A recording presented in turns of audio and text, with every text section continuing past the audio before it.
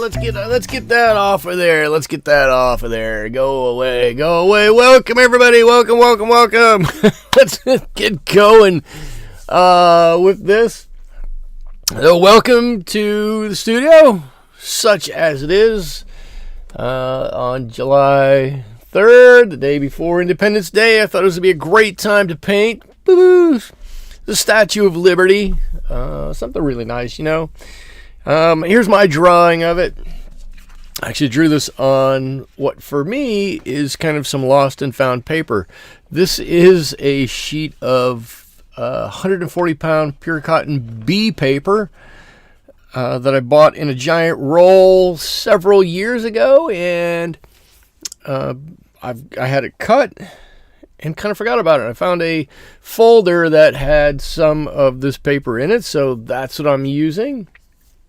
My brushes, mostly I'm going to be using my King Art 9020 series brushes, pointed round brushes. We'll probably, we might dip into another brush. And the paints that I'm going to be using here over on the side are my M. Graham paints. Sudike is here. Welcome. Tom Travers is here. Welcome. Good to see you guys again. And where do I want to start? I'm going to jump right in. I'm going to mix a little bit of color here, and I think I can use a little bit of my favorite here, some Phthalo Green. And if I mix that with a little Paynes Gray, actually I can do this. I've got a little tester. I can do, how close can we get to that color over there? I'll bet you if I put just a little bit of cerulean in there, we'd be pretty close with that. Let's just take a quick look. If this were in focus at all, there we go. Actually, I think that's pretty close. I think that's pretty close. I'm going to go with that as my base coat. I'll go with that. I think it'll be fantastic. My only issue with this, Sunika, you thought I hated Paynes Gray. I do. Well, I don't hate it. All right, hate might be a little strong. I kind of prefer not to use it, but in this instance, I'm going to be using it as I'm going to be using a lot of it, and it's going to be the base coat on her, and it's just going to be a lot easier to use that than it will be to have to continually mix my own gray. So I'm going to cheat and use my Paynes Gray. It's not that I don't like Paynes Gray. There are lots of times Paynes Gray is not the right choice. Tracy is here. Welcome, Tracy. Good to see you again. Always good to see you. And as you can tell, I'm just putting on a base layer of color here. Liza is here. Welcome, Liza. Liza actually put something in the chat before anybody else was here, and she said, I think you should put some fireworks in the background of this. Like there's some fireworks going off behind her head. I don't know if I'm going to be able to do that. I've got one issue with that, Liza. That issue is, I'm not exactly sure how to paint fireworks. As I do almost every week before I do my live stream, as I'm trying to figure out what I want to do, and I just realized that sounds a little funny. As I'm trying to figure out what I want to do, I ask my wife what she thinks I ought to do. She's a lot smarter than I am. And so she gave me the suggestion for fireworks this week, of course. Why would you not do some fireworks, right? But, fireworks in the sky are difficult because it's such a dark background for most of everything, and dark backgrounds and watercolors often take layer upon layer upon layer to really develop some dark, especially if you're using transparent watercolors. If you're using more of a gouache, it's much easier. But so she was like, do some fireworks, and I kind of went, oh, I don't know if I can do that. And then she went, well, if you can't do that, do like some old timey fireworks, like the packaging of them. And I went, oh, that sounds like a really interesting idea. But I couldn't find any good reference photos for it, which is fine. And I didn't want to just do, you know, when you really think about the fireworks packaging, most of them are just a round shape. They're either a round shape or a cone or some such thing as that. I was like, I don't know if I want to paint tubes and cones. So then I went, well, what else could we do that's kind of patriotic? People might enjoy seeing once a year, something like that. I was going to paint a hot dog. I thought a hot dog would be kind of fun, and then I kind of ruled the hot dog out. I did a hamburger last year. I actually thought the hamburger was kind of cool. So then I had to look for something else, and Lady Liberty popped into my Google search, my stream, and I went, that's what I'm going to do. I'm going to do Lady Liberty. So here we are, painting the Statue of Liberty. I know that's more explanation of how I got to this than probably anybody really wanted. It's fun to talk about stuff like that, though, from time to time. And yes, I'm really moving my page around a little bit. I love Lady Liberty. And Tracy, you're saying it was a great decision. Thank you. We're going to find out if it was a great decision, though, as we work through this. I got about halfway through drawing this out, and I kind of went, wow, there's a lot of folds and wrinkles in her dress. There's a lot of intricacies in her hair, and I'm like, I don't know if this is going to work, but we'll make it work. I think it's going to be fantastic. Oh, Tracy, you're going to go to New York and see her in... Oh, wait a minute. I'm going to ask, are you going to New York to see her? Because I do believe there is an identical statue in Paris, too. So maybe you're going to Paris to see her sister or twin. But I'm going to assume you're going to New York. That's exciting. New York is always an exciting place to go. I've been to New York several times, and it's maddening, and it's crowded, and it's hectic, and that kind of just plays into the fun of it. I don't know if I'd want to live there at this point in my life, but I think to visit is fantastic. Yes, for your birthday in September. All right. That's wonderful. Wonderful. We will expect a report about what you found and what you saw in your visit to New York City.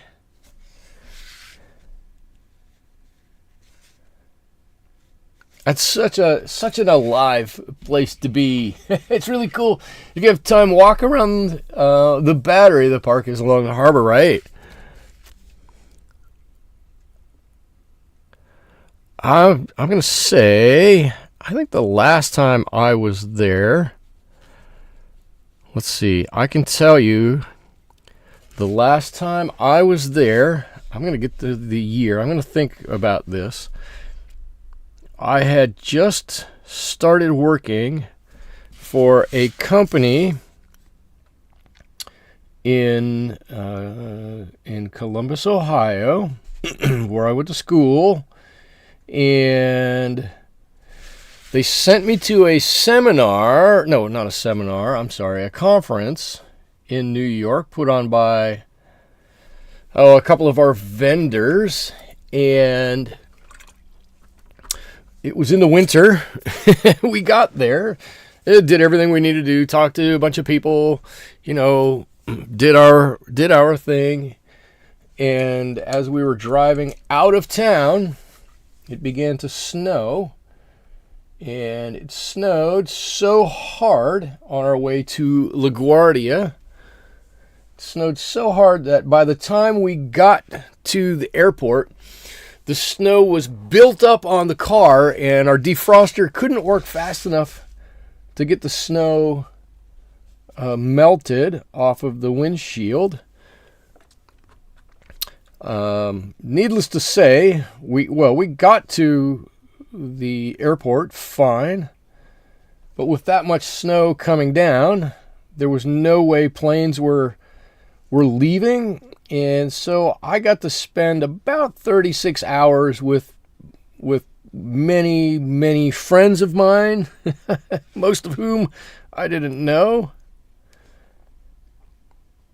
It wasn't long before every place that was there was out of food, and all the bars were out of alcohol, and it quickly turned into, if you can imagine, not the most fun time in the world, but it was memorable. It was certainly memorable. Okay, there we go. There's my first layer done. And already I'm seeing a couple of things on here that we should probably talk about. Sudique, the main public library. Yeah, that is a pretty cool place. That's for sure. Tracy, you're taking notes of everything. Every place everyone wants to go. September. I was going to say 30 Rock is kind of cool, or Rockefeller Plaza, but that's more of a cool thing at Christmas time. Okay, so as I'm stalling and this is drying a little bit, I'm going to pick this up, and you can see it kind of looks like she's got chicken pox. Somewhere along the line, whoops, up here too, somewhere along the line, I've touched this page with a little bit of greasy fingers, and it probably didn't work out that well. Okay, what are you going to do? We'll roll with it.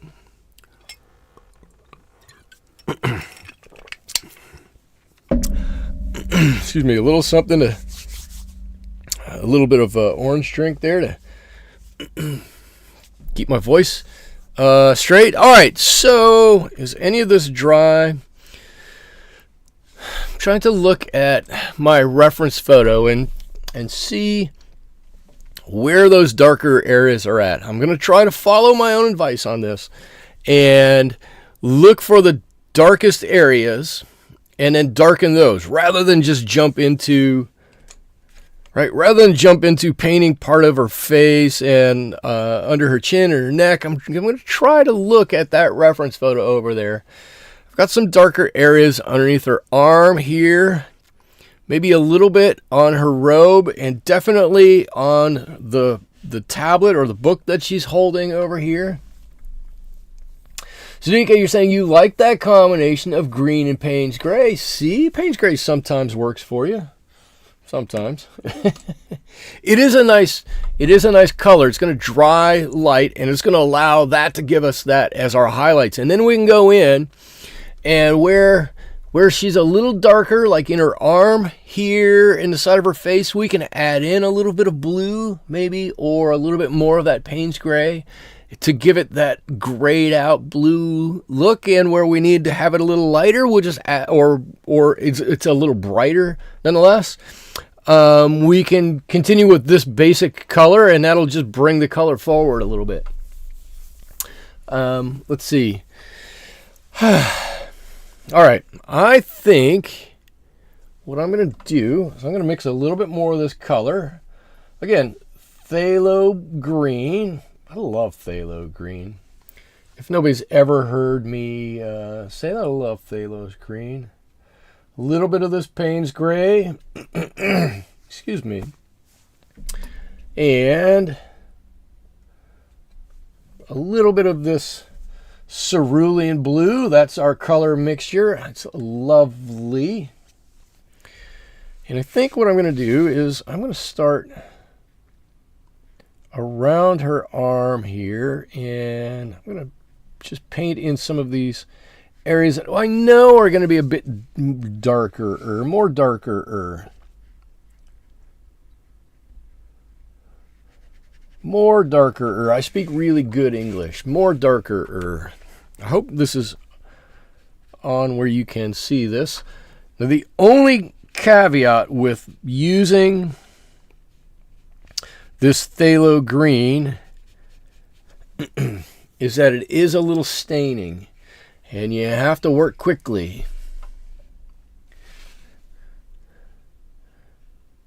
So I'm going to try to do that. Actually, up here, I'm going to pre-wet this just a little bit.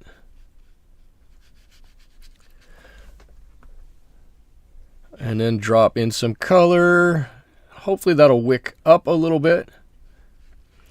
Now this is, as I said previously, for anybody who was here right at the beginning. If you weren't here right at the beginning, I'll repeat it now. This is bee paper. This is bee paper. And I have some familiarity with bee paper, and I know that you often have to pre-wet or you get some serious tide lines. So if I've got a small area, or if I think I can maintain that wet edge, I'm gonna just do wet on dry. But larger areas, or where I may want a little extra time, I'm gonna do a little wet on wet.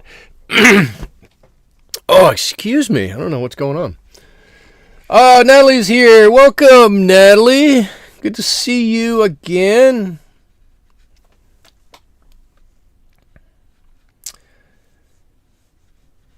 I'm just doing some basic blocking in of colors here. You really haven't missed anything yet, except that if you have any suggestions of places to go in New York City, we would love to hear those. We would love to hear it. If you have any favorite place there or anything. Let's see, is her arm dry enough? I think it is. If memory serves me correct, Lee Iacocca was head of the committee that raised money for the statue's restoration. Oh, I think that's right. I think that's right.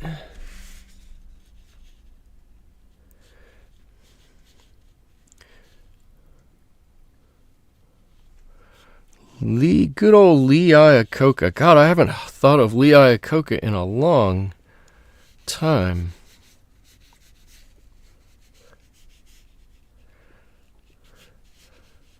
Didn't Lee Iacocca design one of the best cars and one of the worst cars of all time? Two different cars, not the same car. Katz's Deli. Ooh, that's a good one. I think Lee Iacocca designed the Mustang, the original Mustang, which was fantastic. And then I think he also did the Pinto, didn't he? I thought he did. I might be wrong.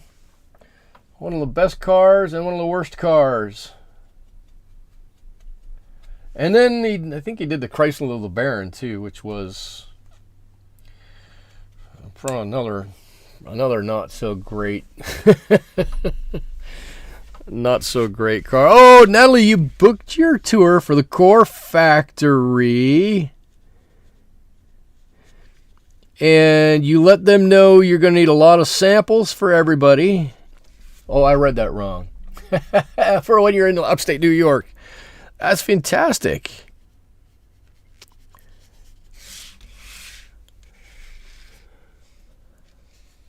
That's going to be fun. That'll be a fun little tour. I think I would love to go on that tour. Ooh, you're flying into LaGuardia.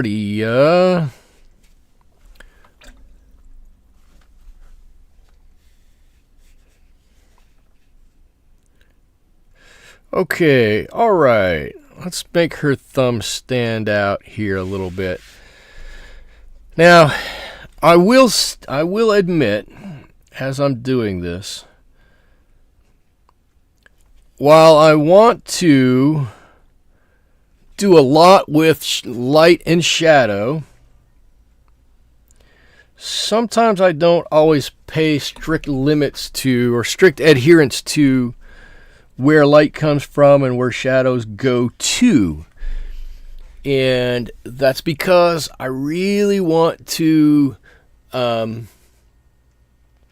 want to get kind of that light and shadow, but I want more than that.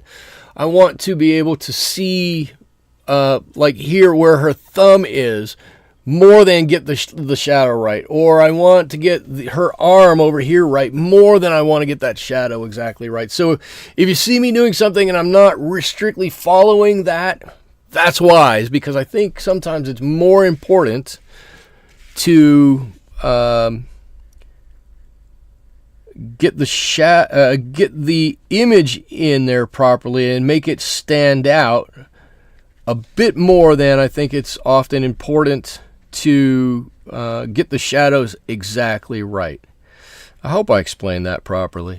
I really hope I explained properly.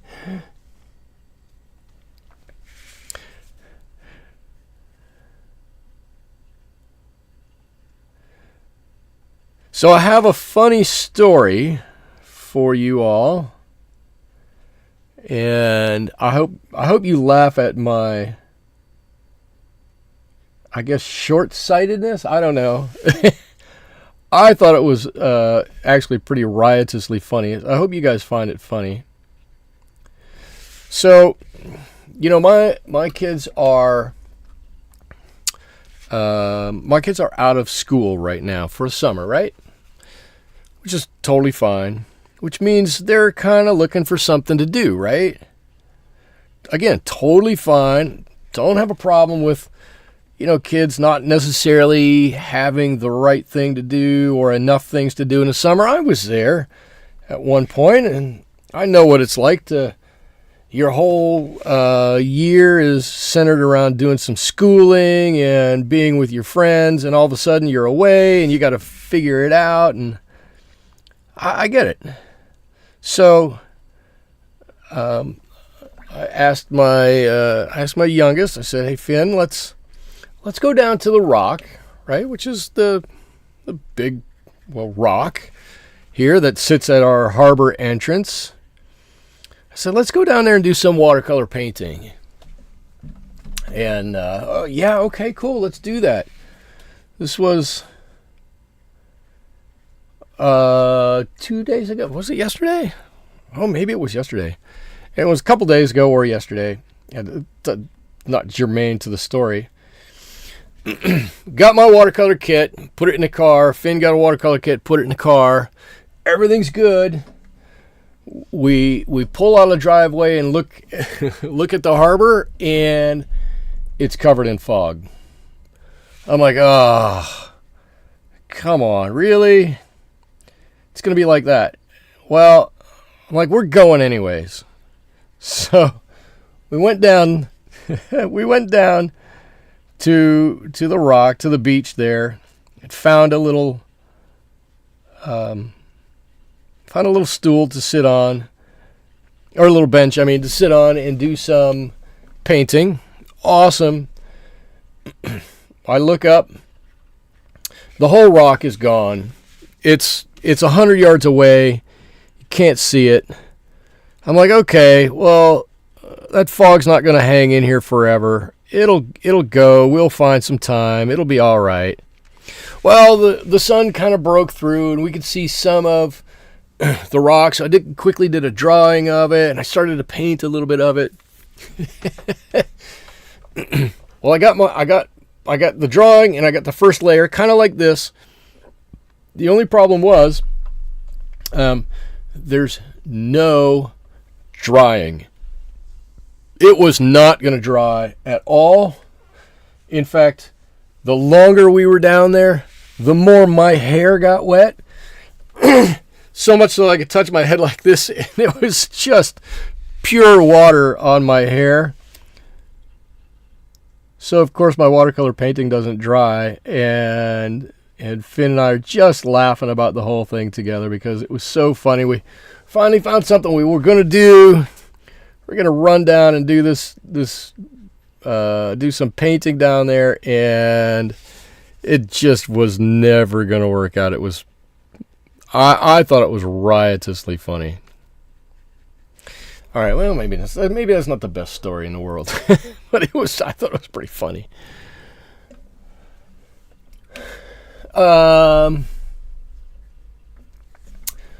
Let's see. Oh, everybody's still talking about Tracy's trip to New York, which is going to be pretty exciting, I will admit.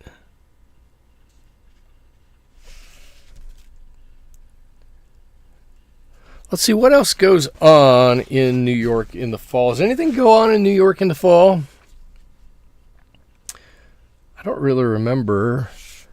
I mean, there's fall colors in that area, which were probably unbelievable. Maybe not in New York itself. I bet Central Park would look lovely. And then I know the city goes all out for Christmas. I'm trying to think if there's anything that happens in the fall, really. I don't know. I always wanted to go. This is your first time visiting New York. Ooh. That's going to be fun. It's going to be very exciting.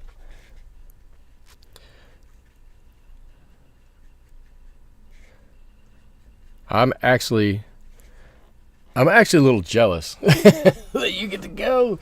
It's going to be fun. A trip up the Hudson River. Hudson River Valley.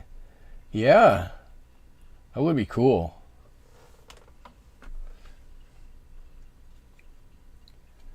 Oh, that's going to be fun. And September's nice because it's not hot and it's not cold. It's that perfect middle time. Right? New York gets hot in the summer sometimes. Or like right now, it's probably screaming hot there. It's probably quite warm and uncomfortable. And I know it, well, I guess I don't know anymore if it gets cold, but it used to get bitter cold in the winter. But you won't be there yet for that, so that's going to be a perfect time. Perfect time and temperature to go. Let's see. There's some dark underneath here. Under here. I know I'm doing kind of what I said I didn't want to do. I'm getting some individual spots here, but I think I'm kind of getting a few good spots with wear comfy shoes. There's some fantastic advice, because you're going to be walking along.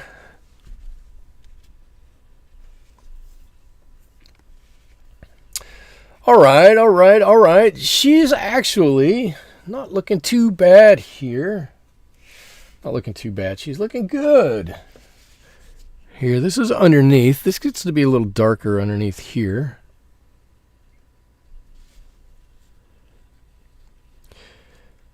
I hope you guys don't mind that this is a little monotone.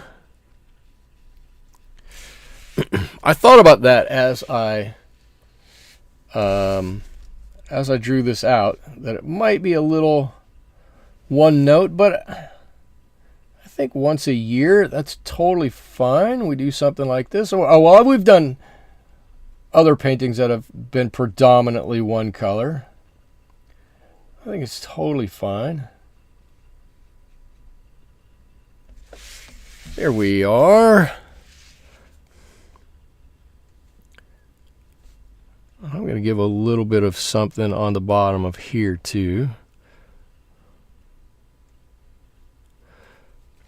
Oh, something like that. And I think I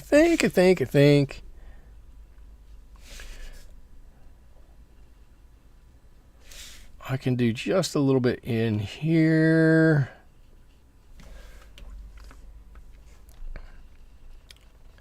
If I can do it. All right. Okay.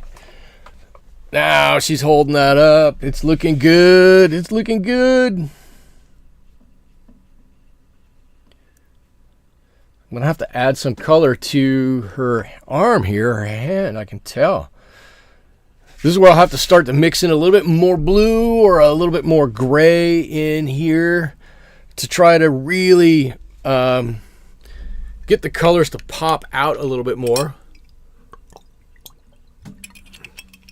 I think what I'm going to do, excuse me, I'm very thirsty today for some reason. So I'm going to clean this little tray up.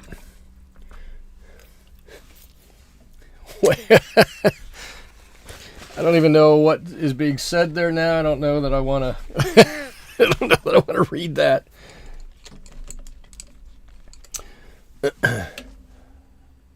Let's see, a little bit of Cerulean, a little bit of this Paynes Gray. I actually think Cerulean and Paynes Gray together make a lovely color. There we go. We've got this nice color, and we can start to mix this with a little bit of green. It's going to start adding some stuff on here. Why did you choose the B paper over the Bao Hong?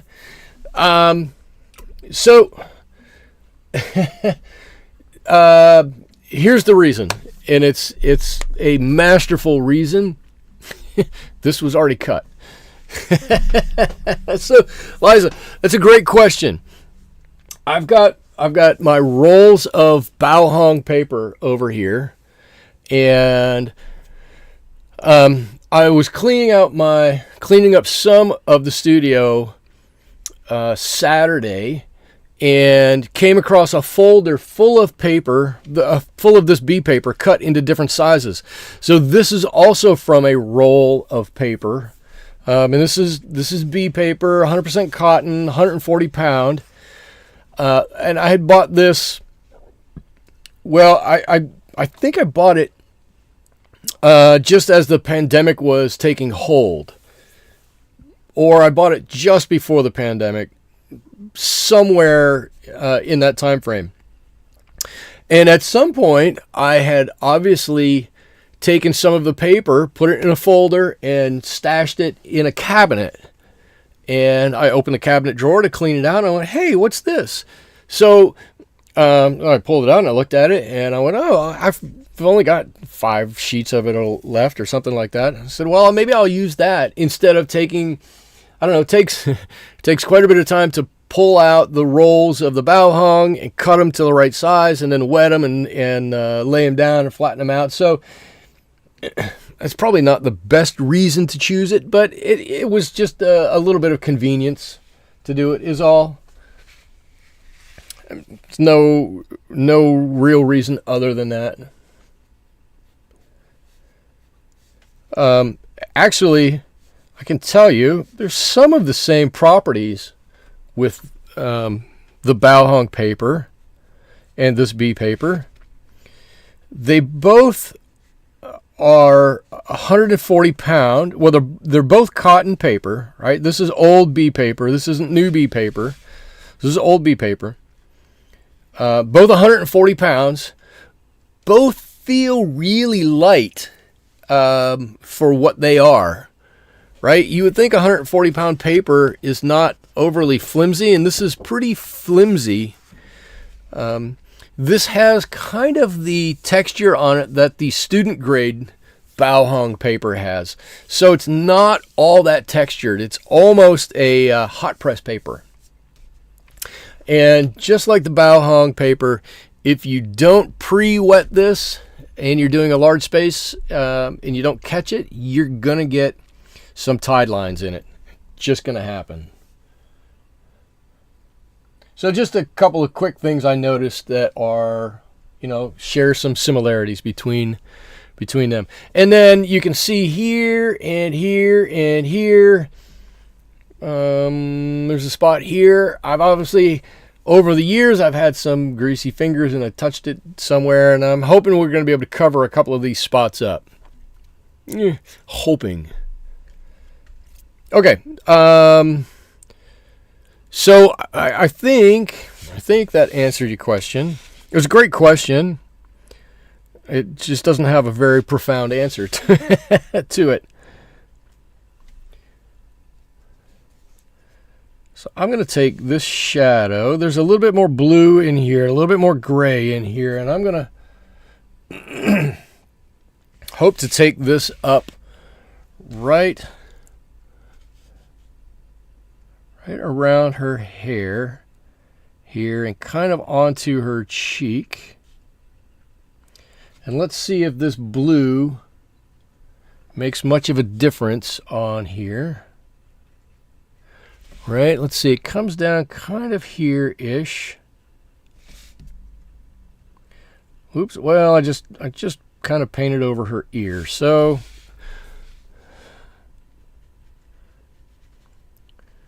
right down there. Let's just do this whole thing.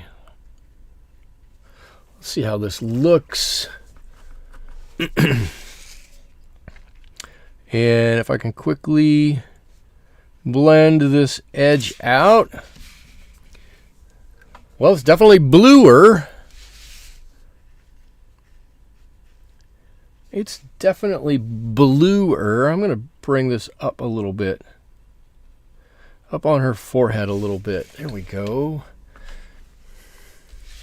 It's definitely more blue. I think we could even stand to put a little bit more blue in here than that. We'll work on it. Let's see if I put a little bit more in here. I'm always a little afraid. I talk about does sizing really deteriorate with time? Yes, it does. It totally does. Will it deteriorate in 3 years? Probably not. I mean, unless you leave it right in the sun, then maybe, but I got a story for that too. So I just dropped in. Come on, where's that? Look, I just dropped in some straight. You can see it right there and right on her neck. Some straight cerulean. Just bloop, dropped it in there. I'm hoping that when it dries, that's going to add a little bit of interest. Sometimes it does. Sometimes not quite as much. But we're going to find out how it looks right now as we do this. And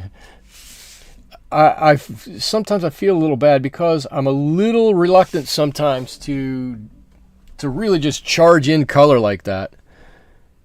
And I shouldn't be. I should be brave. I tell everybody else to be so brave about using color, being bold with color and using color, and then sometimes I feel maybe I'm a little timid myself.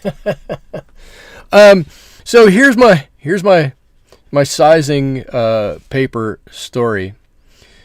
So I used to work in an academic. I work at a university, and I work on the administrative side of things right now. But I used to work on the academic side of things, and the staff and faculty there, when they would find some art supplies, because I worked in an architecture department, and architects are artsy, craftsy kind of people. They build a lot of models, they do some renderings, they do some paintings, and generally that kind of stuff. So for them, from time to time, supplies get put away and forgotten about and never returned to. Well, everybody knew I painted watercolors, and my paintings, were in almost everybody's office there. And so when they would come across something like that, they would say, "Hey, I found this, and you could probably use this better than anybody else. So why don't you take this and use it?" Cool, which is awesome. Well, they found some Strathmore 400 series watercolor paper from about 1974.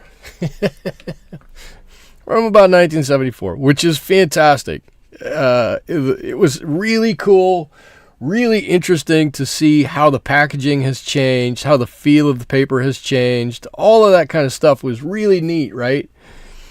Except for the fact that the the paper had changed so much. It had lost so much of its sizing that it was basically cartridge paper. It was just, like regular printer paper, and it was useless. I tried to paint on it, and you'd put some water on it, and on this, the sizing holds the water kind of out of the fabric of the paper a little bit. No, it just went right in and just immediate tie line, and I was like, oh, yay. Oh, it was so terrible. I mean, it was fun to use, but it was terrible. Okay, look, cool. So I'm very excited as I look at this. Look, she's got some real interest in here, in her robe here a little bit. It's starting to come together a little bit. I'm never quite sure. Do I do some of this with wet onto dry, or do I do some of this wet onto wet? What's the best way to do some of this? I don't always know. But we're going to do a little bit of wet into wet here, and if it turns out not to be what we need, then we'll touch it up and we'll do some wet into dry after the fact. I just want to blend this out a little bit more. So, Liza, that was a fantastic question. I should say, I love the fact that you asked the questions, and they're oftentimes a little challenging, but they're always fun to think through, because I don't necessarily think of, does it affect the sizing? Yeah, it does. And then I think of it, yeah, and then I move on. So I love that you're willing to ask the questions, and hopefully the answer kind of helps everybody else out. Even if it's just for interest's sake.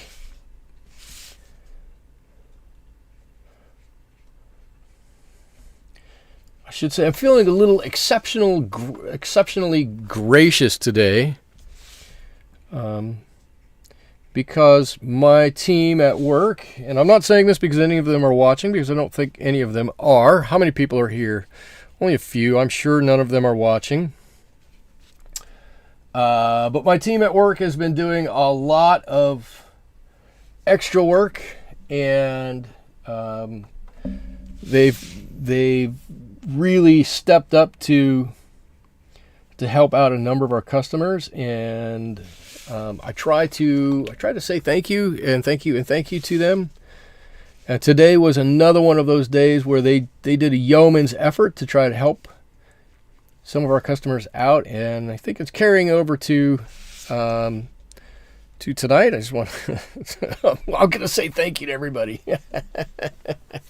Thank you.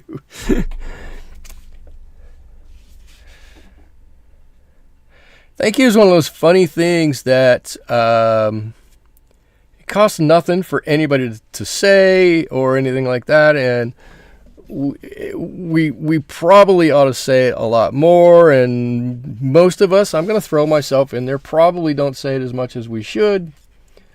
And then when you do say it, I went through this with my team. We have appreciation. Each team meeting, we have a section of that meeting that's just for appreciation. And I told them all, I said, it's gonna feel weird to say thank you to everybody for the first day, week, month, whatever that you do it. It's gonna feel weird. But after you get past that point where it feels a bit weird, everybody's attitude is gonna change. It's gonna be better. We're gonna have a little bit more understanding, and the whole team will start working together better. And they all kind of went, oh, that's not how it's going to work. Blah, blah, blah, blah, blah. And all of a sudden, the whole team attitude just changed. Everybody works better together. It's really interesting to see. All right. Where do I want to go to next? She's really getting some dimension and some look on here, I think. Right? Can you guys see it? It looks like, look, you can see there's the book and there's part of her sleeve. We're going to paint some more of her sleeve on there. We'll paint a little bit over here maybe. I think it's starting to look good. This area down here looks pretty cool. That looks cool. Her face up here, which I really was worried about, I think kind of has come into its own. We do need to do some with her eye. Great story. Thank you. Oh, there we go. I'm doing it again. And it's one of those things we could all do a little better job with. And I want to try for my team to help facilitate that and make everybody's life a little bit easier and a little bit nicer. And I do one thing. I'm not trying to praise myself or anything, but I do one thing that nobody else at my work does, is I require my team to put in what I call in-service time, which to me is just time that you're going to give back to making sure that our workplace looks nice, it's clean, it's inviting, everything is picked up and put in its place. And I'm like, you don't have to spend an hour doing it. You don't have to spend 2 hours doing it. If everybody spends 15 minutes a week doing it, we can make it a place that we all want to come to every Monday morning. I mean, we all have to go there on Monday morning. If we want to keep working, we have to. So we all are going to have to be there. Let's make it a place we want to be at. And a couple of guys have really taken it to heart, and they helped pitch in and clean up. And it's amazing if you go home on a Friday and there hasn't been a whole lot of cleaning that's been done, to see the attitude on Monday. And it's distinctly different than when somebody has spent a little extra time to clean up on Friday before we all went home, and then you come in Monday and it's all nice and clean, and you've got this nice place to go to. Your area is, looks nice, it's inviting. It's totally different. Oh, look, that's kind of cool.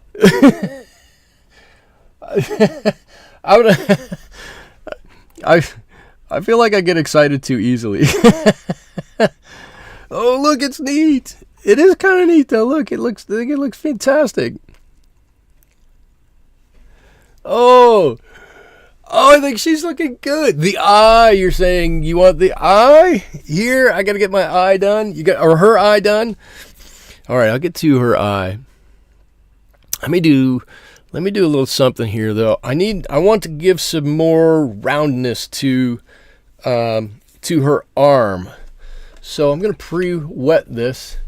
That's a good thing, Michael. Nurses shock me at how sloppy they can be. Yeah, they refuse to wipe the mess out of the microwave. Ay. Yeah, that bothers me.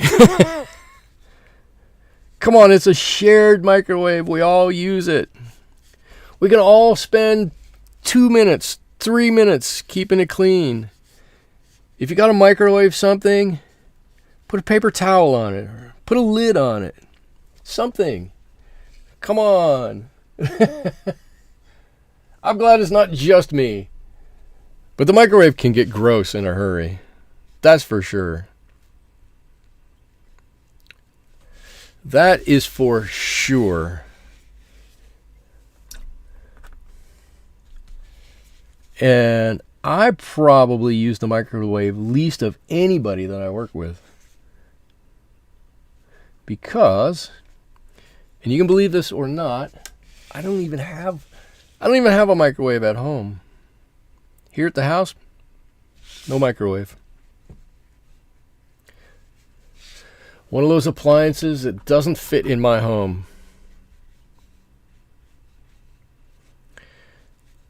And I know you're all going to go, what? How is that possible? But it's true.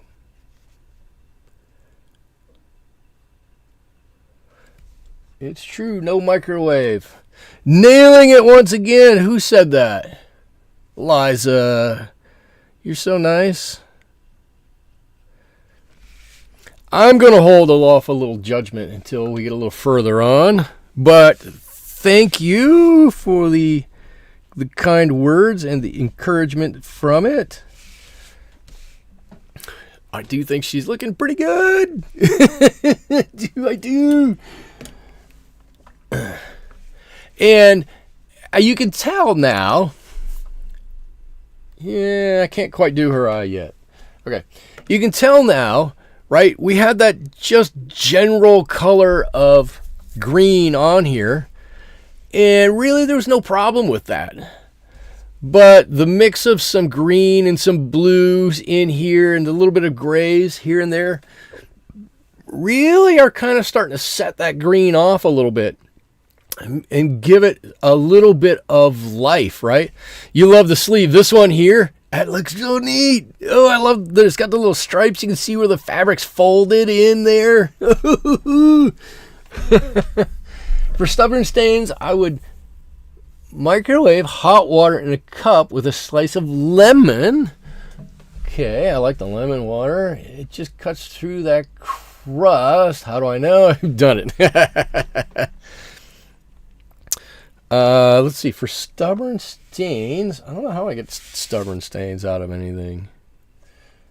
I try not to get stains in. I think that's how I get the stains out. I don't know. How do I get stains out? Probably a lot of elbow grease.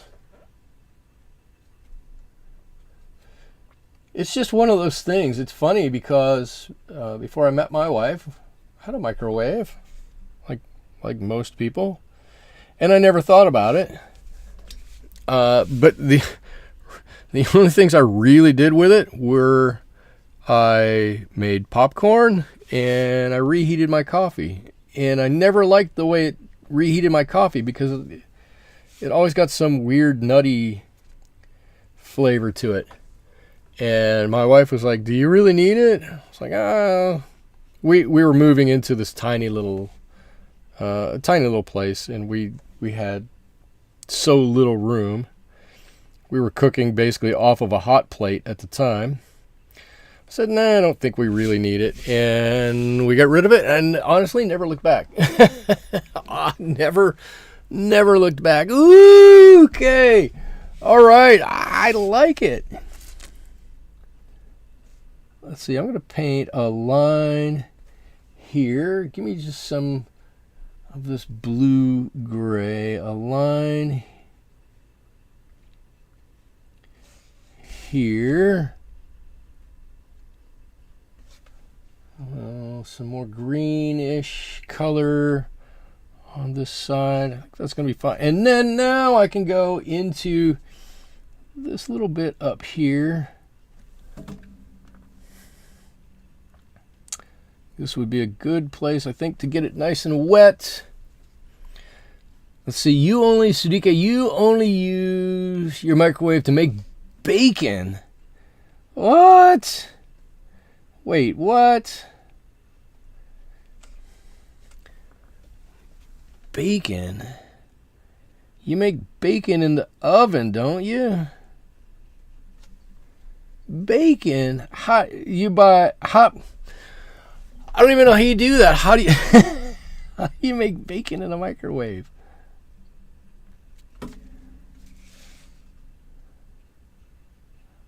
Bacon. All right.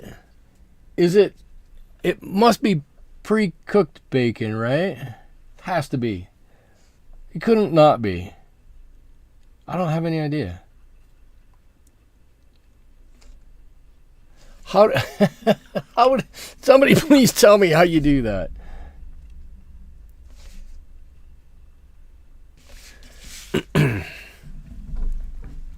I'm a little confused. Bacon is awesome in the microwave. What? Not pre-cooked.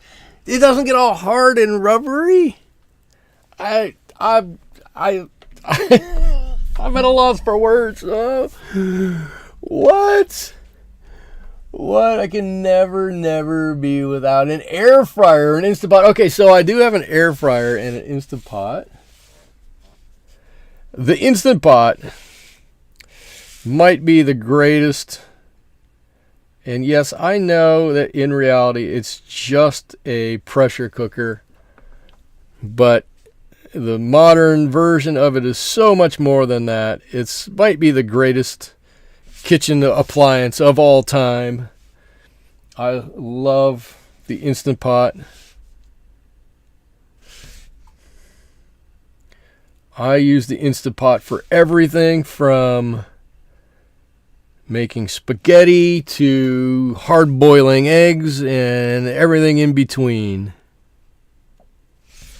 Everything in between. You still use your pressure cooker. That's awesome. That is awesome.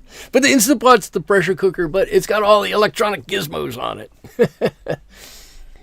Liza, you can't eat bacon because your cholesterol prohibits it. I don't know if it's your cholesterol that prohibits it. It's probably your doctor that says, I think that's not a good idea. But point well taken.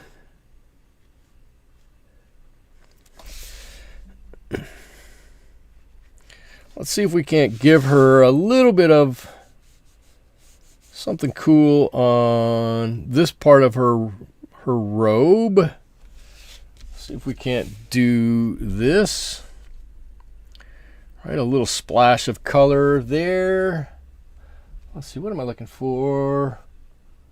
Blue, give me a little bit of that green. Let's get a little bit of that green in there. And the gray.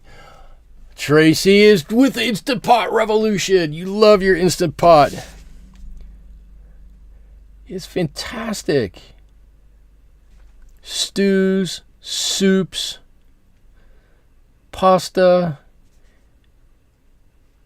Anything you want, you can do in that Instant Pot. I don't think you're ever going to buy another. Oh, Sadiqa, you love your crock pot. Well, okay, I do have a soft spot for crock pots, but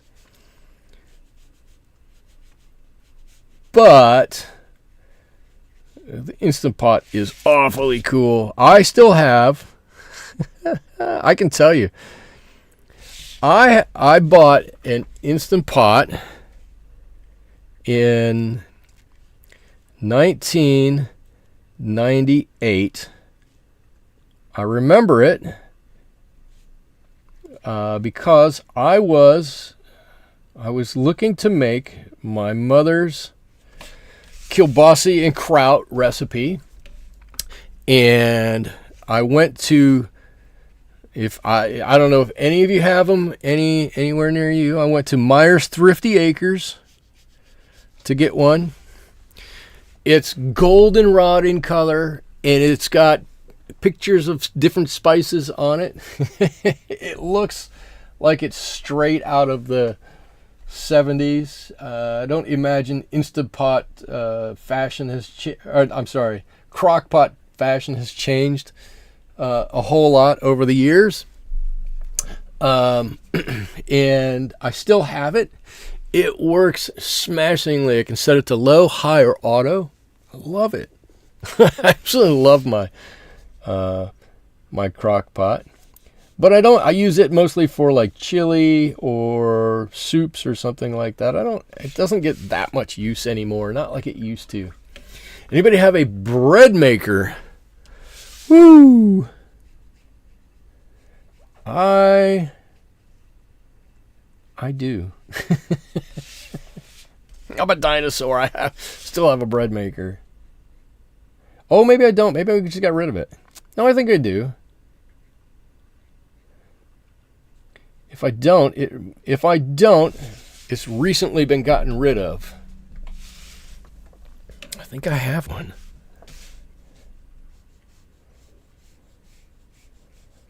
My youngest, a couple of years ago, decided to teach himself how to make bread, and started by cooking everything in the bread machine, and then graduated on to doing everything by hand.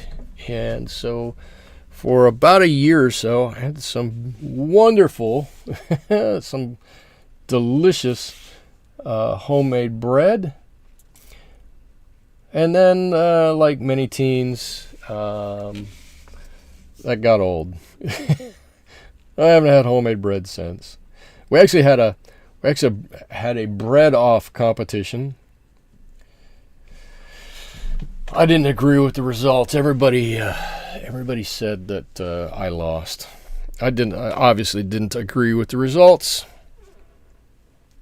I thought I won, hands down. Okay, I'm just looking at Lady Liberty here.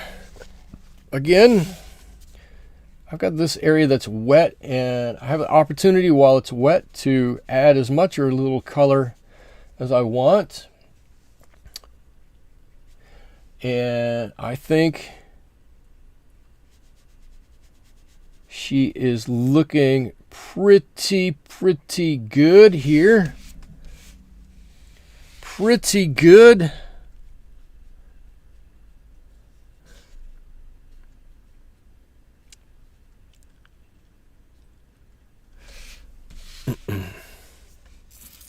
See, there's a little knot right here. I'm not sure how to do that knot. We'll do something like that.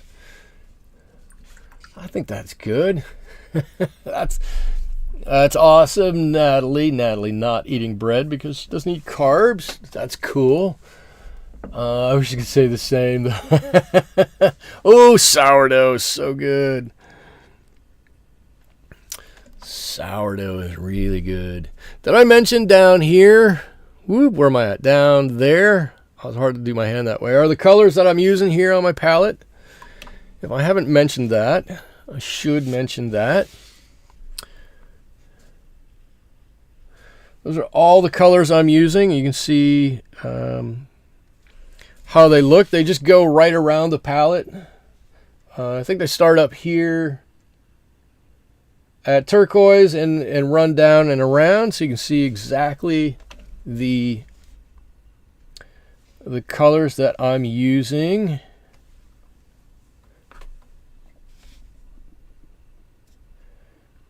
I think most of you all know all the colors I use. Been using them for quite a while now.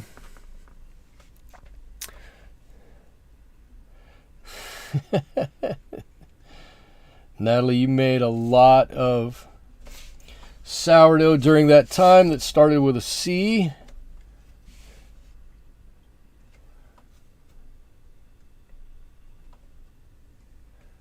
And it was probably delicious.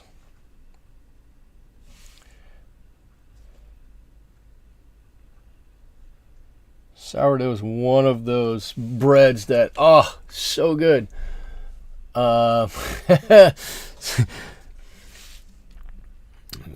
Eliza, your bread machine has been in the basement for 20 years. 20 years. Get it out and use it. Or not. Or not.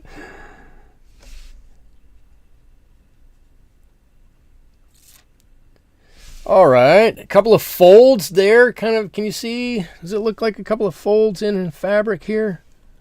I think so. I think that looks kind of good. I like it.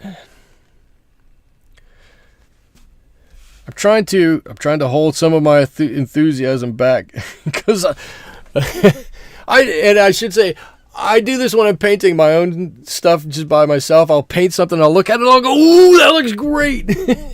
I'm like, yes. Sometimes you just got to get excited about things.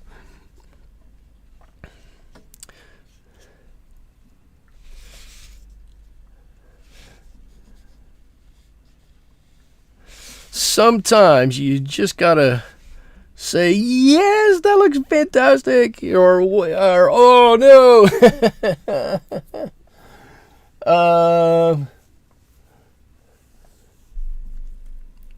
Oh Oh no, somebody trying to make sourdough without yeast. Here, our stores all ran out of yeast. Here, you couldn't get it in the stores. You had to buy it on Amazon. I swear my wife bought about 10 pounds of it. We've been using it for a long time. This is totally fine, but it's just kind of funny.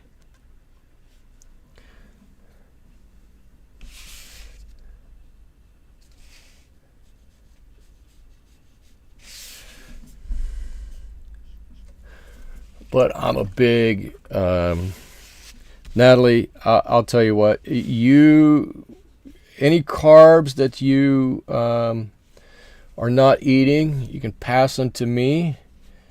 I love a good piece of bread. There are a few things in life that taste better than a really good piece of bread, in my humble opinion. Probably not everybody shares that opinion with me. And I should say that a lot of the time, I don't even put butter on my bread. Because if the bread's that good, it doesn't need a whole lot of butter. And yes, I realize I'm an outlier. I get it. I totally understand.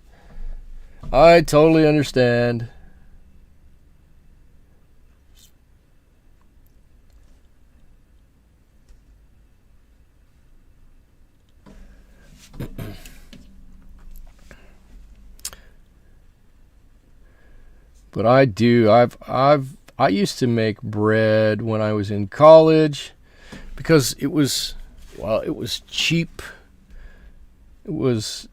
I didn't have to pay for gas, and my stove was gas, and I justified it by saying I can heat my apartment with the stove if I am making something. And so I got hooked on making bread when I was in college, and I guess maybe that carried down a little bit.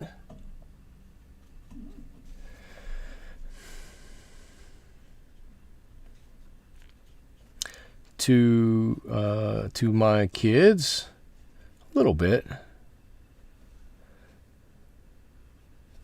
Let's see.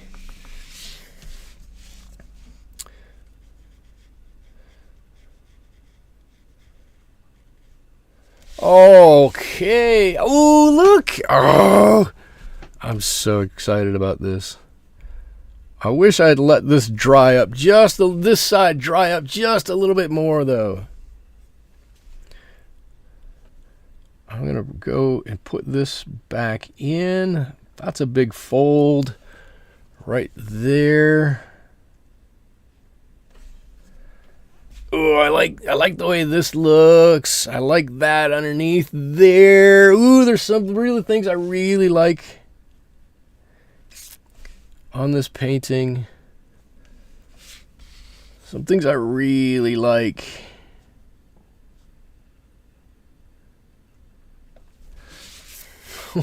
What was your worst college meal on Sunday evening? My worst college meal on Sunday evening? Probably no meal at all would be my worst meal. I had a lot of times where I just didn't eat, which sounds bad, and it probably was. I'm 6 foot tall, maybe a skosh more, and when I was in college, I weighed about 145, 150 pounds. So you can tell about how much I ate. I just didn't have enough to buy to eat a whole lot. So I didn't. That was probably my worst Sunday meal. But the good news was that I kind of had forgotten about this for a while. that I had found, and my buddy that would go with me had found a couple of places in which you could eat for almost nothing as a college student. So we would go down, and the Hillel Society would have an open lunch, and it cost you $2, and you could almost eat anything you wanted, as much as you wanted. But that was relatively cheap. And then we found a place, and I want to say it was called Nancy's Diner. Funny thing about it was featured on some football broadcast on like Saturday morning. One of the announcers also found it and did a feature on it one year. But you could eat there. College students could eat there for like $3, and it was like mostly all you can eat kind of a place. So of course I was very excited about that. Let's see.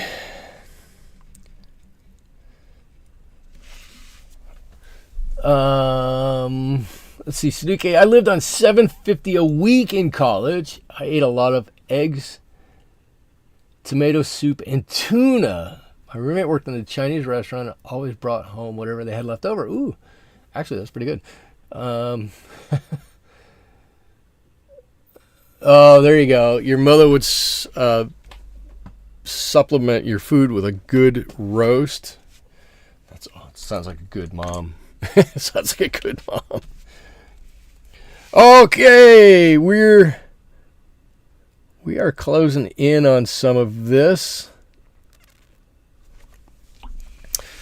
I mean, we're not done by any stretch, but we're closing in.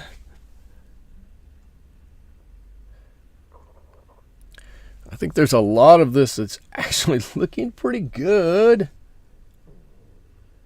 Pretty good. I'm painting in some fingers right now.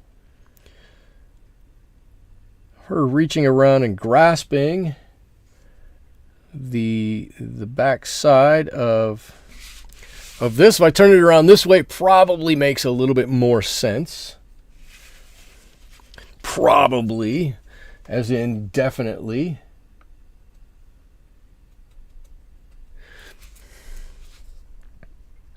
Let's see, I'm going to get this really dark right underneath here. Really dark. I'd say it should be in deep shadow there. Let's get that. The outline of her thumb right there. That's good. And not too much closer to...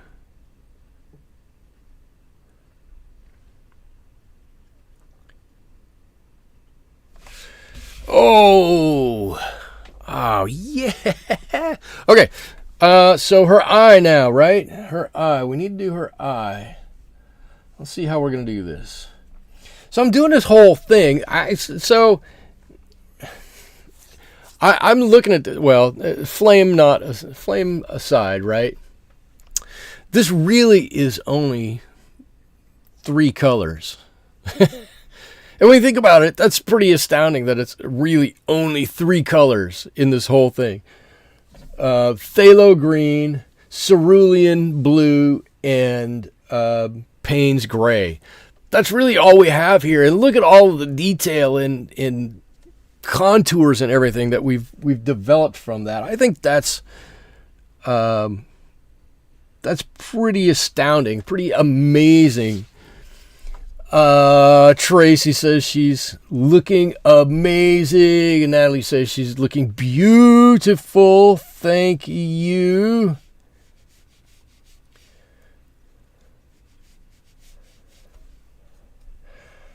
I didn't know what to expect when I started this. I mean, I had a general idea in my mind, but I didn't really know how it was going to go. I actually went through a small phase where I was painting a lot of statues. Right? You go to not that this is a great thing, but if you go to a graveyard and you see all like angel statues on top of somebody's grave or something like that, I would snap a picture of those and come back to the studio and paint them, because they have all these cool gradations in color, and it's really neat to be able to see that and translate it into something, you know, a piece of artwork. And so I generally knew that I could do that because I've done it before. But I've never done it quite like this, and I honestly didn't know exactly how this was going to go. But I'm totally happy with the way this is doing it. So you get, my dad drove up with an old Army footlocker filled with tuna, sardines, and crackers, peanut sausages, and cans of soup. Wow. You traded the cans of Spam for sodas and Tang. Eliza, you ate at a Chinese buffet for 90 minutes, and then they ask you to get out. You not come back here anymore. You eat too much. I'm sorry. That was like John Panette. If anybody knows who John Panette is, he did a funny Chinese buffet comedy gig where he ate a lot at the buffet and they asked him to leave. John Panette's pretty funny, or what? I think he has since passed on. He's a pretty funny guy.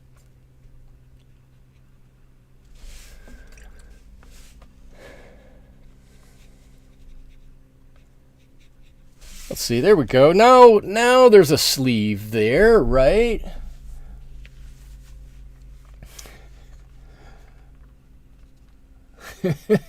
You sure?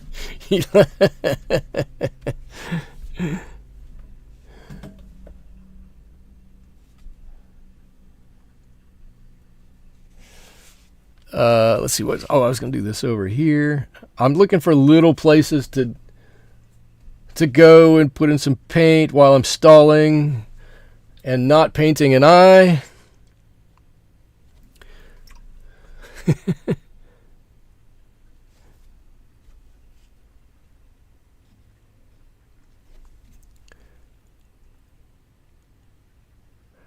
Let's see.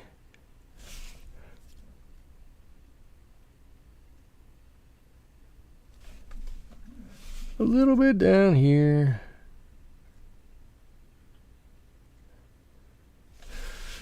Something like that. There you go. I don't know that looks anything like the real thing she's holding up, but we'll go with it. Okay, how do I do this eye? How do I do an eye? Very light in color. First of all,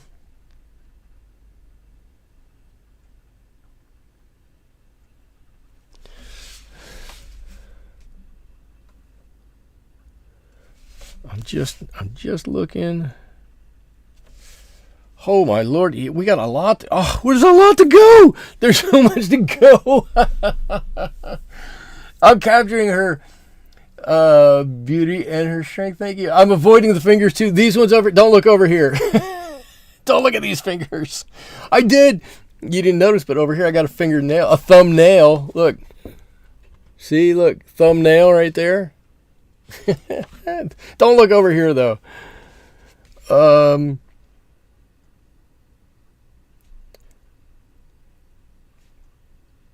Got so many.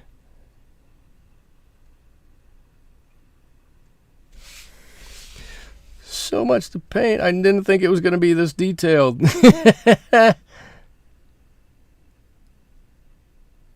I think I say that every week though, don't I?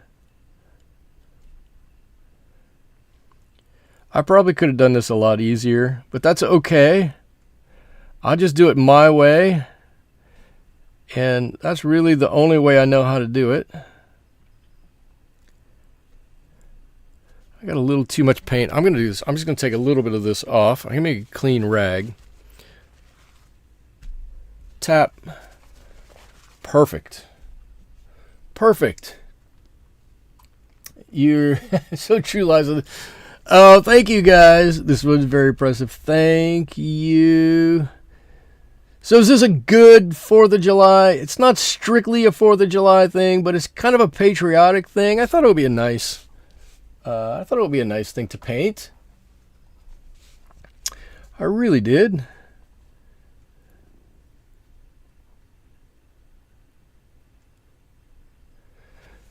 It's funny to think about. One of the things that I think about when I do a painting on for YouTube is this something that people will watch more than once, right? Like I painted the snowman for Christmas. People will watch that snowman for the rest of time because it's a snowman, and at the holidays people want to see snowmen and they want to paint snowmen. Cool. So as I'm painting stuff like this, I'm going, would anybody want to see this again? I don't know. But I think once they see how this turns out, it's going to be really good. So I tried to get a little bit of gradation in there. It's pretty small, so it looks like there's some light that gets in there a little bit. Don't look over here. Don't. Before I come over here, I'm stalling just a little bit. I want to knock down a few of these colors. They're a little bright for me over here. So let me knock a little bit of the brightness off of these just a little bit. Maybe not even all the way around, just part of that way.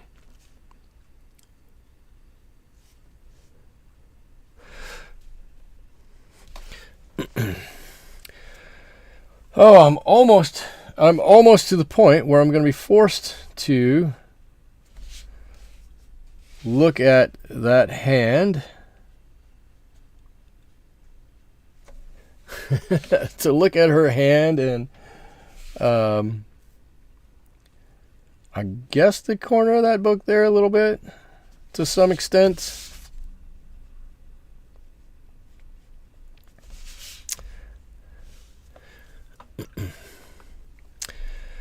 I got her hair to do yet. Her hair.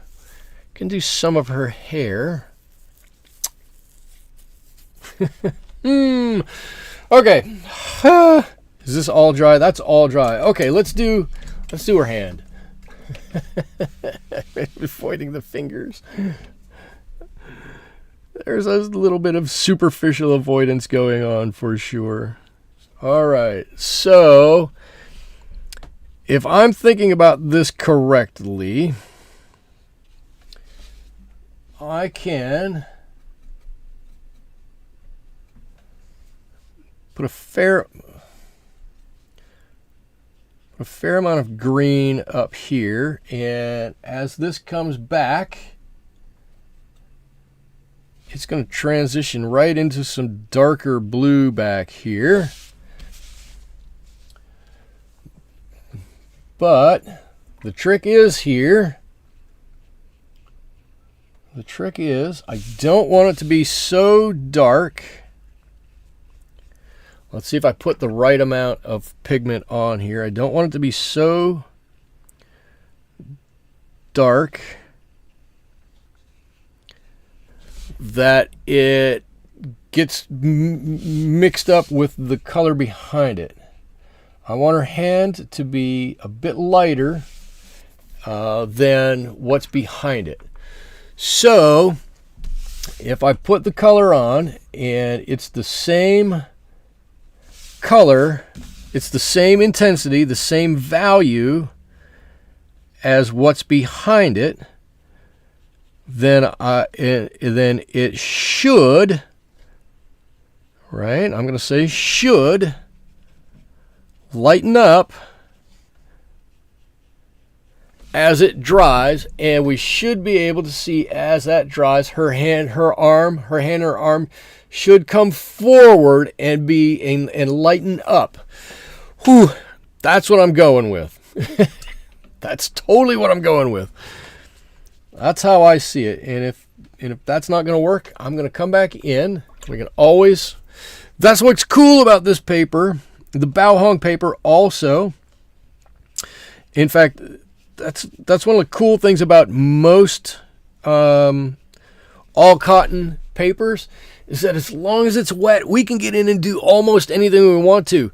And there's a lot lower risk of back runs with the cotton paper than there is with wood pulp paper. There really is. It's an astounding kind of a thing. Okay, so I'm going to start with some of her curls here. I'm going to go around this curl. Oh, see, I put that on a little too... It went on dry. Can I... Oh, there's a little line there, and I don't want a little line there. I can get rid of the line with more paint around the line. Oh, come on, Michael, don't blow it now. Don't blow it now. And let's see, I can come over here, her hair over here. I'll just get this wet so I don't. Michael, do you paint a sample study before you paint live? I do not. I've tried. So the real answer is no. But the correct answer is most of everything you're going to see me paint live. Not everything, but most everything you're going to see me paint live. I've got some relative experience painting. I think the only thing that you've seen me paint live that I don't really have a whole lot of experience painting would have been the amethyst crystal. Couldn't think of the word there for a second.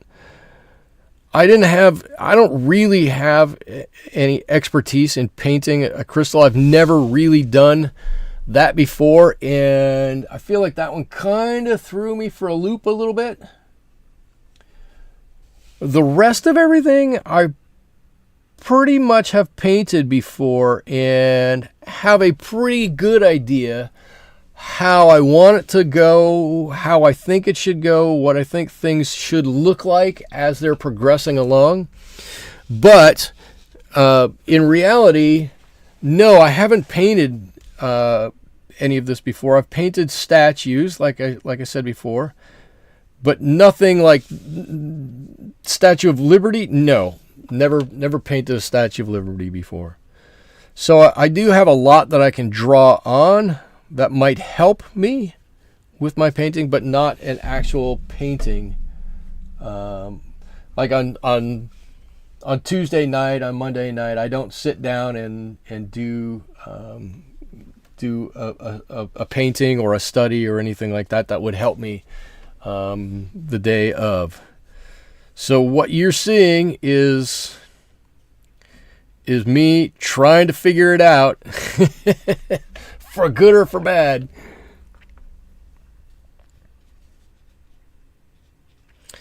Seriously, for good or for bad, this is what it is. And I'll let you guys decide which it is, if it's good or bad. I think for the most part, it's pretty good.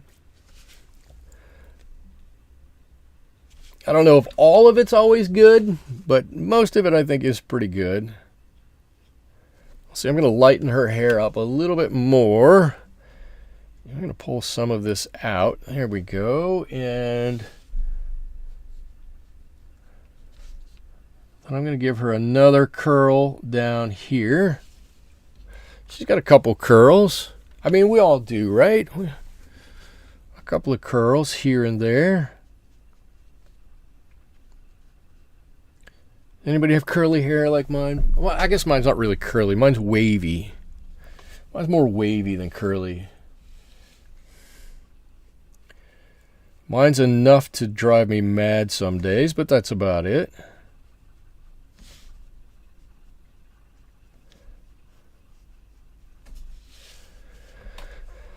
All right. Okay, so cool. Look, her arm kind of lightened up a little bit. I can put a little bit more color down here that will help with that. Can do that. There we go. That's going to turn into a shadow that's just kind of hanging out there. And there still needs to be a little bit of work on her hands here, but we'll get to that in just a second. Actually, I'm having a hard time believing we're getting close to the end.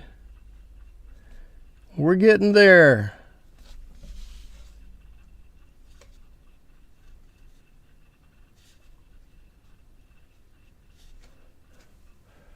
Let's see, give me some color. She's got some whip-de-doos in her hair here and there.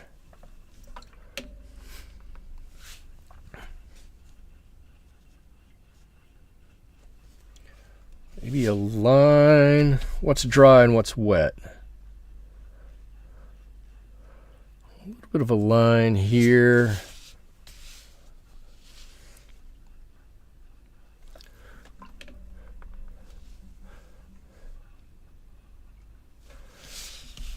I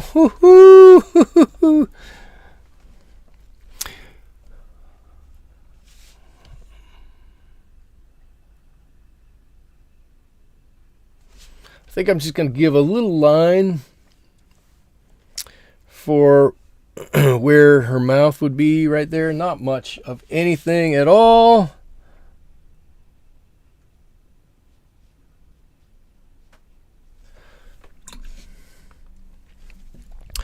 Just going to give the indication of some shadowing on her fingers here and there.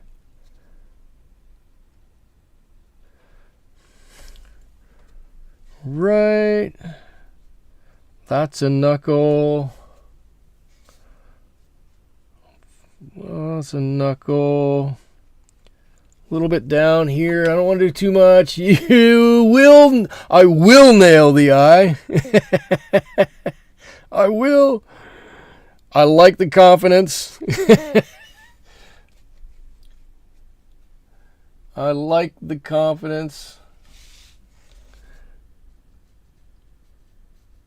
You will nail the eye.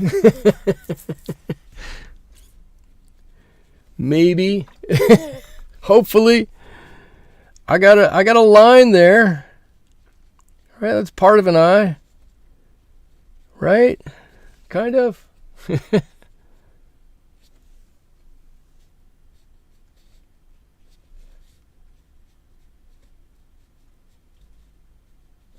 Oh, I don't want to give her too much of anything. The real statue doesn't have much on the back of her hand here as far as, you know, like tendons or anything. So maybe I'll just give the indication of something, but I don't want too much.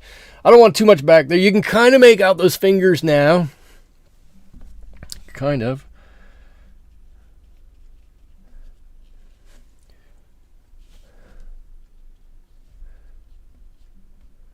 Kind of. I'm not doing anything other than putting really a line on there. Just there's some shadowing, a little bit of shadowing-ish stuff there.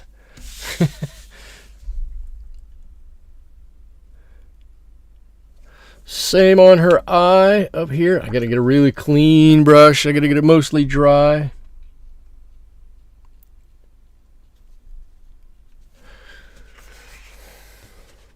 There's an eye. There's an eye. I even gave her a little nostril down there. I think I'm going to do a little bit more on the... This sounds a little funny, on the far side of the nose. Just to help that stand out a little bit more. I guess I could darken part of that eye line a little bit. You only show up here because I have the gift of bringing paintings. I thought, Liza, I thought you showed up for the scintillating commentary that I provide each time. I'm hurt. I'm hurt. That's what hooked you in. Okay.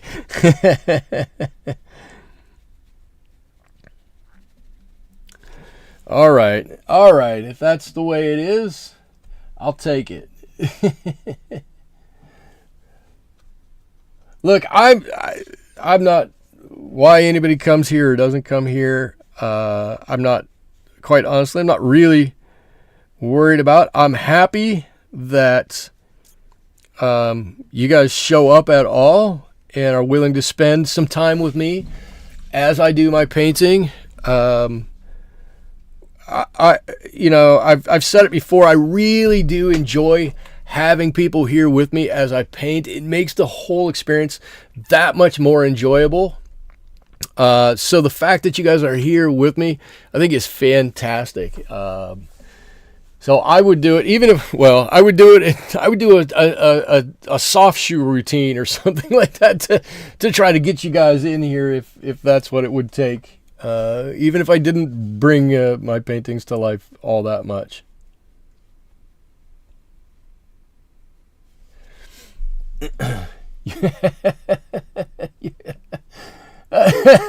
Yes, Natalie's jumping on it. I thought it was because everybody in chat was so witty, which they are.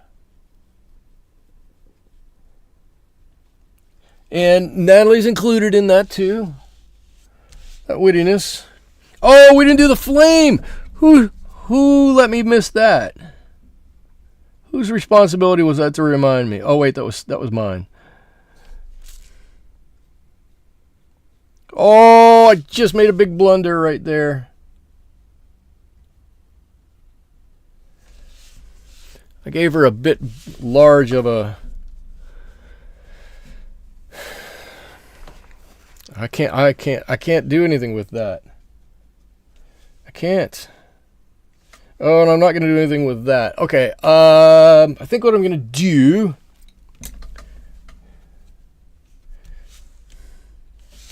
is knock this color down just a little bit. It's just a little brighter than I was hoping. It's not bad. And then maybe some blue, a little bit bluer-ish down here.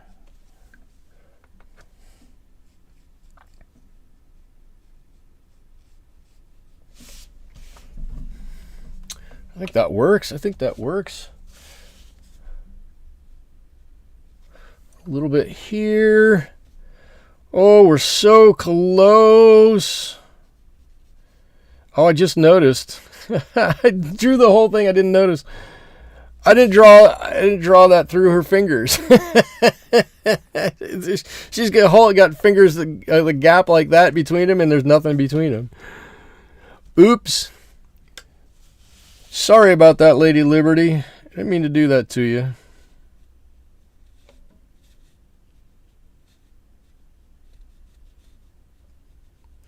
I hope she'll forgive me. I think she will. I think Lady Liberty is pretty good at forgiveness. I would have to believe. I would have to believe she's pretty good at it. This old country of ours may not be good at a lot of things, but we do usually do a pretty good job with forgiveness. And that can be a good trait and that can be a bad trait. I'm not saying it's either one. I'm just saying we usually do a pretty good job with it.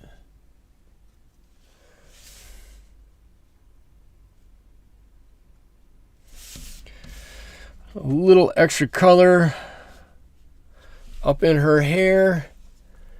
And now oh, Natalie, you said you appreciate the time I take to paint for you. That's fantastic. Thank you. Look, the feeling is totally mutual. I love that you guys are willing to spend time with me. So, again, I'm totally willing to do it. I enjoy it. My wife is always like, "What time are you going on Wednesday? What time are you going on? When are you painting Wednesday?" I'll get home from work after a day like today, and I'm like, I'm exhausted. And she'll go, nope, you're doing the show. She goes, every time you do it, you come back into the house and say how much you liked it. I'm like, yeah, you know what? You're right. I do. Because I do. Because I do. Oh, okay. I don't know. Oh, our flame. Our flame. We've got flames up here. It's just gold, basically, right? It's not... This part shouldn't be rocket surgery, but let's see what we can do with it.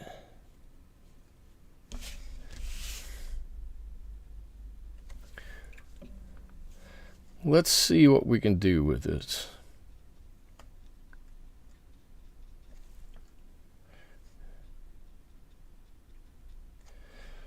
A little bit of color there. Surike, I'm going to tell you, painting cemetery angels or statues or whatever actually is kind of fun. It's kind of fun.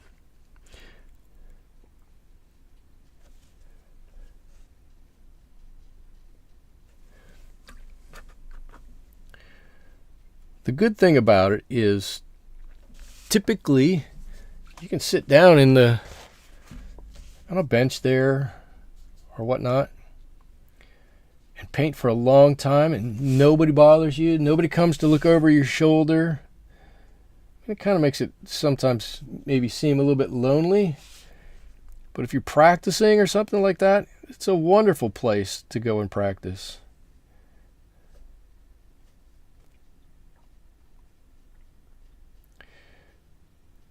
Did anybody, let me ask this question while I'm finishing this up. Did anybody see the TV series Bosch, the first season? Bosch, it's I think it was on Amazon Prime originally, and it's now on Freevee. But, oh shoot, I can't even remember who wrote it now. Anyway, they filmed the whole first season, and then they ended the first season. I think he was supposed to have gone to Catalina or something, but they didn't film it in Catalina. They filmed it in my town. And they did part of it in the next town over, which is San Luis Obispo. One of the 10 best places in America to live, by the way, as voted by some magazine that I don't recall. What was it? Oh, they went to the cemetery there in San Luis Obispo because it's got this giant pyramid right in the center of the cemetery. And the producer or the director or whatever hadn't seen such a site in a cemetery before and wanted to make sure he got that into the show, which was kind of neat. So I'm watching the whole show, and all of a sudden I'm like, hey, wait a minute, that looks like my town. Hey, wait a minute, I think that looks really familiar. And then all of a sudden that pyramid was on there, and I'm like, that is here. And then looked at the credits, and indeed they filmed it here. So that was kind of neat. Okay. I think if I do more, I'm just going to keep fiddling, and I don't know that I'm going to get anything out of it, quite honestly. And I probably shouldn't have put that mark on there. But, ooh, I look at it, and I think she looks fantastic. I'm going to sign my name on this one. I'll put her right over here. And let's do a little highs and lows here, right? And I'm not even necessarily going to do a comparison to that, but I'll flash up that as a bigger thing here if you want to see it. But as some comparisons, or I'm not sorry, not as a comparison, as a high and low, right? I look at this. I love this whole arm. This whole arm coming down. It's got some light here. It's got some dark here. And it's really contrasted by the sleeve of her robe here. I mean, that's a stark difference. I love the difference in lights and darks. That's a stark difference. The color harmony is just enough. You know these are the same colors when you look at it.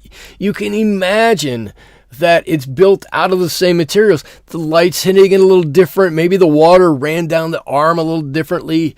But it's close enough. You don't look at that and think it's disharmonious. You see some harmony there. And I love the way this looks. I love even over here, I love the wrinkles, the folds, the pleats in her garment. Here, I love it here. I love that it's got this band that goes around. You can see that little knot right there. I think it's fantastic. You see this, I'm going to call this a bit of a sash that comes down here, I guess. I don't know. Where it's folded in, and this is definitely pushed back behind there. I think it's fantastic. This blue here is just enough. Let me get something that points a little better. This blue is just enough to push that bit of her tunic back behind her hand and behind her tablet or book or whatever she's holding here. I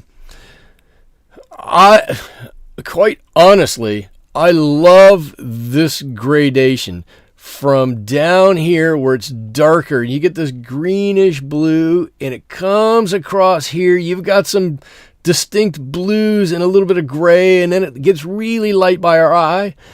I don't know if that makes the best look for her face, but I love the way that comes over there. I think that's fantastic. I like all of these, I don't know what you call these, indentations, holes, recesses in her crown. I think those look fantastic. Some of the things I'm not quite so wild about, and I don't know if you can see it quite so well. Not the crispest lines here. A little, I should have been a little bit more patient and let this dry just a bit more before I put that line on there. And I probably should have put this line on here a little less dark. And then I think I lost my way just a little bit up in her hair here. But I think if I didn't say anything about her hair, nobody would ever say anything about her hair. And her finger here, the one you can see, these ones are bent over. You just get the indication that these are fingers. There's a little dark and light and dark and light and dark and light and dark and light.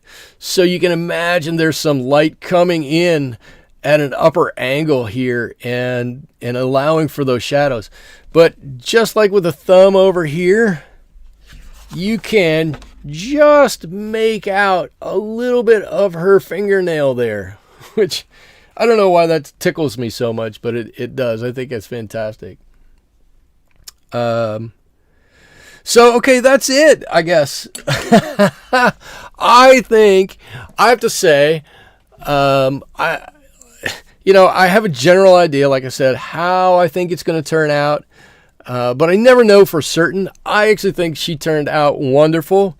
I hope Lady Liberty thinks I did a good job with it, because I think I did. I hope she would appreciate it.